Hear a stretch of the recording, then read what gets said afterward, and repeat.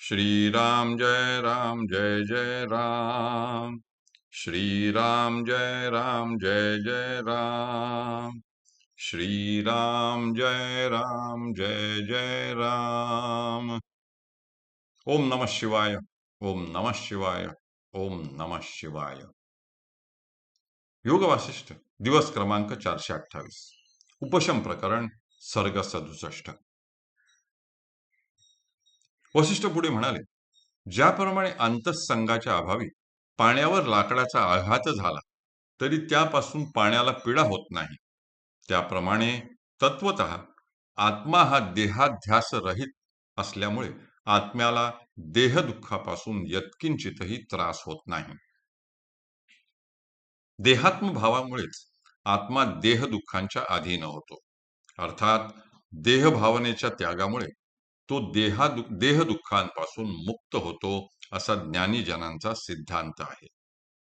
ज्याप्रमाणे एखाद्या डबक्यातील पाणी, झाडाची पाने, पाण्यातील मळ, काष्ठे ही एकमेकांना चिकटलेली असली तरी अंतःसंग रहित असल्यामुळे ती दुःखी होत नाहीत, त्याचप्रमाणे देह, इंद्रिये, मन ही परस्परांशी संलग्न असली तरी तत्वतः ती आसक्ती रहित असल्यामुळे कधीही दुःखी कष्टी होत नाहीत.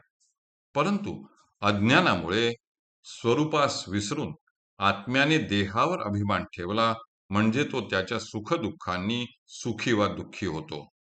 रामा, संसारामध्ये प्राण्यांच्या ठिकाणी जी आसक्ती असते तेच जरा, मरण, मोह इत्यादी वृक्षांच्या वाढीचे बीज होय. अर्थात अंतःसंग युक्त प्राणी संसार सागरात बुडून जातो, परंतु अंतःसंग रहित प्राणी संसार सागराचे उल्लंघन करतो.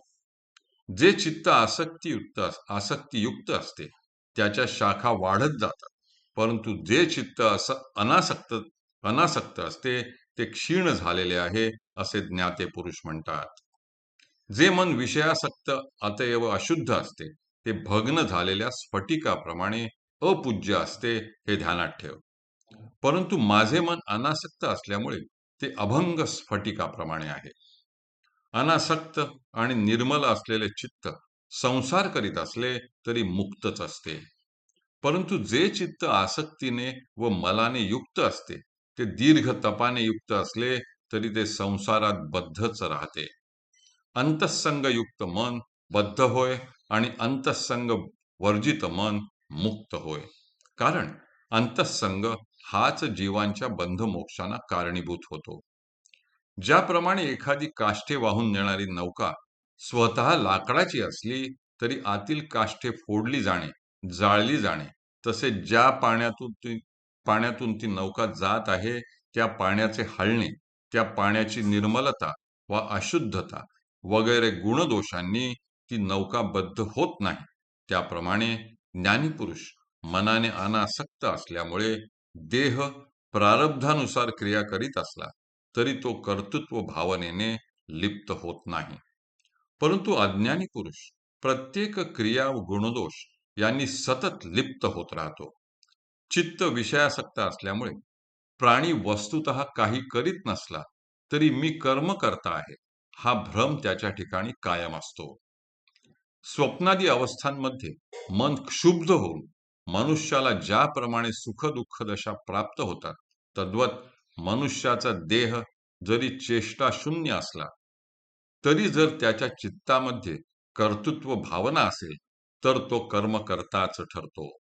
म्हणजेच त्याला कर्तृत्व भावनाजन्य भोक्तृत्व भोगावे लागणे अपरिहार्य आहे.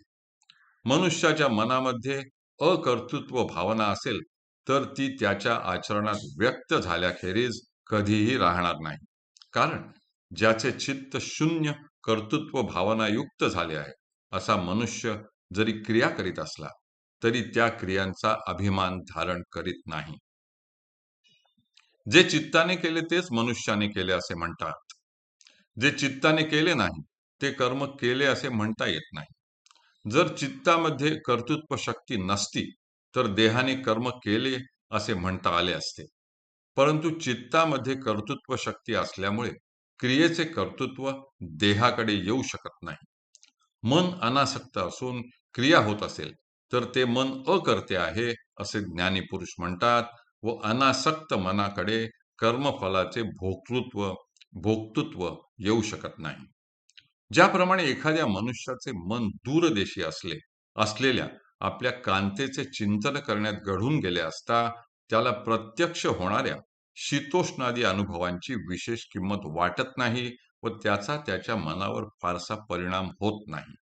त्याचप्रमाणे ज्याचे मन अनासक्त झाले आहे अशा पुरुषाला ब्रह्महत्येचे घोर पातक व अश्वमेघाचे असामान्य पुण्य यांचा लेप लागत नाही.